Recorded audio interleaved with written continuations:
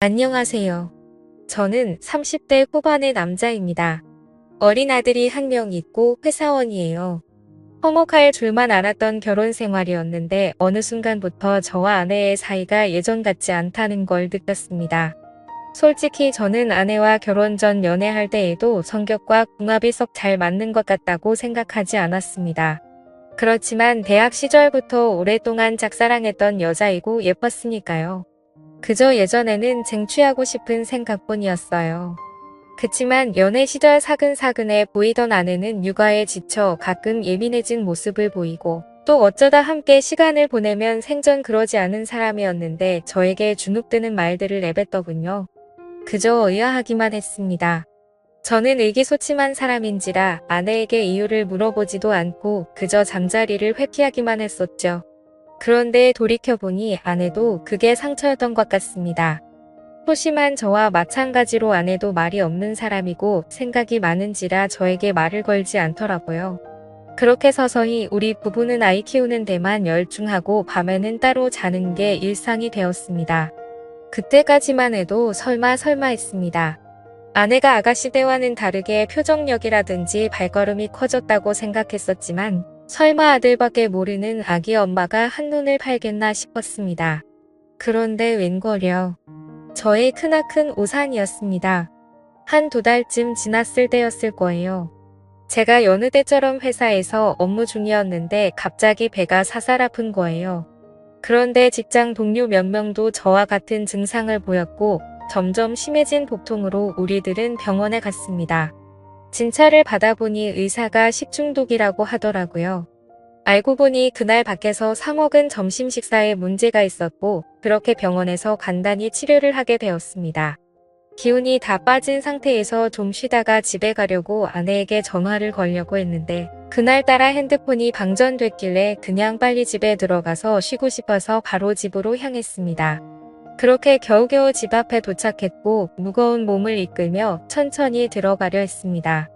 우리 집은 복도식 아파트 떼적집이라 엘리베이터에서 내려도 한참을 걸어가야만 했어요. 그렇게 가고 있는데 그때 우리 집에서 문소리와 함께 문이 열렸습니다. 그리고 웬 키가 큰 남자가 먼저 나오더라고요. 저는 왜 그랬는지 모르겠지만 본능적으로 얼른 복도로 숨었습니다. 그리고 조용히 지켜보았습니다. 그 남자 뒤에는 제 아내가 따라 나왔고 주변을 살피더니 둘이서 재빠르게 뽀뽀를 하고 호응을 하더라고요. 그리고 인사를 하더군요. 그 모습을 보자 뭔가 머릿속을 스치면서 손이 부들부들 떨리고 화가 치밀어 올랐습니다. 머릿속이 하얘졌지만 침착함을 유지했습니다. 일단 뭔 일인지 스스로 알아봐야 될 것 같았어요. 그 남자가 엘리베이터를 타고 내려가서 차 타는 법까지 지켜본 후 저는 제 차로 갔습니다. 바로 들어가면 아내가 걸린 거 아닌가 하고 눈치챘거든요. 한 1시간 정도 지났을까요? 저는 오만 가지 생각을 하고 찝찝한 기분 상태로 집에 들어갔습니다. 들어가니 혹시 놀란 표정의 아내가 약간 말을 더듬으면서 묻더라고요. 이 시간에 연락도 없이 웬일이야? 응, 점심 먹은 게 탈이 나서 그게 식중독이라네. 병원에서 치료받고 오는 길이야. 여보, 그럴 거면 연락을 줘야지. 다음에는 연락부터 해. 나 깜짝 놀라잖아. 알았지? 아니, 당신은 내가 아픈 것보다 연락 안 하고 들어와서 놀란 본인이 더 중요해. 너무 하는 거 아니야. 애정이 없어져도 그렇지. 아픈 남편을 걱정하기는커녕 본인 바람핀 거 들킬까봐 점점 긍긍하는 게 꼴보기 싫어서 큰 소리를 쳤던 것 같아요. 알겠어라는 그냥 놀라서 한 말이야. 근데 제가 사는 이 집에 외간 남자를 들인 아내를 도저히 용서할 수 없겠더라고요. 저는 누워서 아내의 바람을 수면 위로 드러낼 방법들을 생각했습니다. 일단 아내의 핸드폰과 아내의 블랙박스를 통해 증거를 모아야 했어요. 제일 먼저 떠오른 게 핸드폰인데 아파서 냄새에 예민하니까 화장실 청소를 좀 해달라고 했습니다. 아내는 평소 같으면 표정이 안 좋았을 텐데 아까 저에게 좀 미안했는지 바로 알았다고 하더군요. 아내가 화장실 청소를 하는 사이 저는 얼른 아내의 핸드폰을 열어보았습니다. 보니까 비밀번호로 잠겨 있더라고요. 순간 멍해졌지만 아이 생일을 입력하니 바로 되더군요. 허술하게 잠금해 놓은 덕분에 저는 적나라 한 아내의 일탈을 엿볼 수 있었습니다. 대화창을 열어보았는데 아주 가관도 아니더군요. 아까 그 남자와 나눈 대화에서 저급한 내용들이 너저분히 있었고 제 아내가 맞나 싶을 정도였어요. 이건 뭐 대화 내용과 관심사가 오로지 그것에 관한 것뿐이더군요.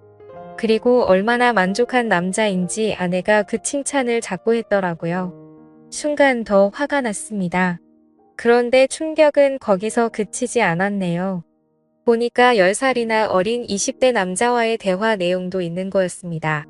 2명의 남자를 만나고 다니는 거였네요.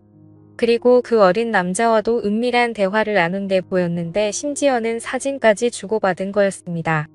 또 다시 손이 바들바들 떨렸어요. 그리고 그 어린 남자의 사진도 보았는데 나이만 어렸지 아주 저와 비교했을 때 제가 기가 죽을 정도로 체격이 커 보이더군요. 일단 모든 걸 사진으로 증거를 남긴 후 모른 척하고 누웠습니다.